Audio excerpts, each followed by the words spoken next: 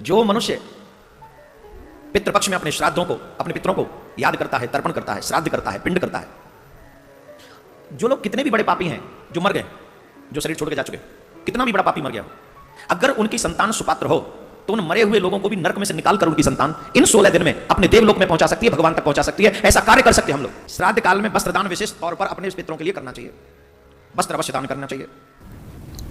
पंडित पुरोहितों की कुछ आमदनी हो जाती है और आपको मन का संतोष हो जाता है कि मैंने कुछ कर दिया, और कुछ उल जलूल अंधविश्वास हैं वो और जड़ पकड़ के गहरे हो जाते हैं। कुल इतना ही निकलता है कि कहीं कोई जीवात्मा भटक रही है और मैं जो कुछ भी अर्पण कर रहा हूँ वो उस तक पहुँच रहा होगा, प्यास बुझ रही है उनकी, इत्यादि इत्यादि बहुत तरह की कहानियाँ हैं।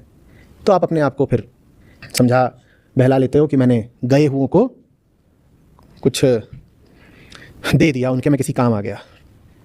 जो गए हैं वो आपसे कह रहे हैं हमारा जीवन पूर्ण नहीं हो पाया और हमारे लिए श्रद्धांजलि यही है कि तुम अपना जीवन पूर्ण करके दिखाओ।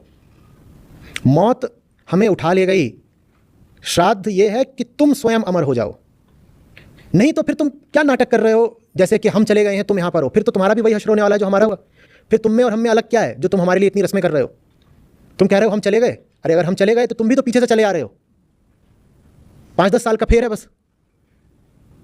अंतर तो हम में और तुम में तब होगा ना जब हम यदि चले गए हैं तो तुम अचल हो जाओ।